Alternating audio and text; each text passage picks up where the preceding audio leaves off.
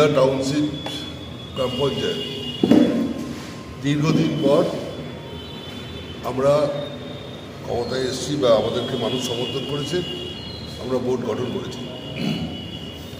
ফুলিয়া টাউনশিপের মানুষের কাছে আমাদের যে প্রতিশ্রুতি ছিল সেটা হচ্ছে ফুলিয়া টাউনশিপ গ্রাম পঞ্চায়েতকে একটা আদর্শ গ্রাম পঞ্চায়েত হিসেবে আমরা গড়ে তুলব এবং সেই লক্ষ্যে কিন্তু ইতিমধ্যে, যদিও খুব অল্প সময়, ইতিমধ্যে সে কাজটা শুরু হয়েছে। সেটা পাড়ায় গিয়ে তাদের যে সমস্যা, সেই সমস্যার শুনব। অভিযোগ মানে ফুলিয়া টাউনশিপকে আর গ্রাম পঞ্চায়েতে যাতে না আসতে হয়, গ্রাম পঞ্চায়েতই পাড়ায় পাড়ায় যাবে, গিয়ে তাদের অভিযোগগুলো শুনবে বা তাদের কী অবস্থায় আছে এবং ব্যবস্থা গ্রহণ করবে। এটা আমরা করতে যাচ্ছি, ফুলিয়া টাউনশিপ করতে যাচ্ছি।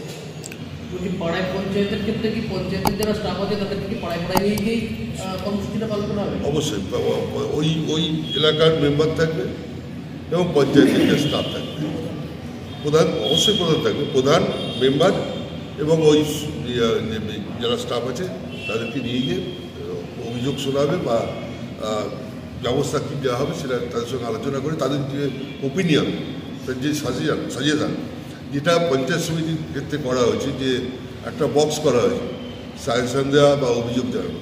এই ফুলিয়া টাউনশিপের গ্রাম পঞ্চায়েতের ক্ষেত্রে সেটা না করে গ্রাম পঞ্চায়েতই চলে যাবে মানুষের কাছে, গিয়ে তাদের যে সাজেশন, তাদের উপদেশ, সেগুলোকে শুনে নিয়েছে, সেটাকে রূপায়ণ করবে। এই উদ্যোগটাকে এখানেই প্রথম?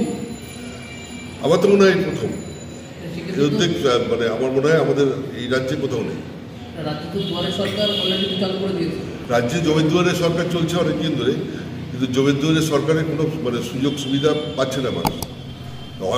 হয়তো একটা দুয়ারে সরকারে কিছু মানে অ্যাপ্লিকেশন করতে গেলে মিনিমাম 200 টাকা খরচা আছে যাতায়াত নিয়ে, যেভাবে দাঁড়িয়ে থাকে মানে টিফিন খরচায় হোক যাই হোক করতে গেলে 200 টাকা খরচা আছে। এবং সেই 200 টাকা খরচা করে তার জেরক্স করা ইত্যাদি ইত্যাদি করে যখন জমা দিচ্ছে, তার কিন্তু সদুত্তর পাচ্ছে না।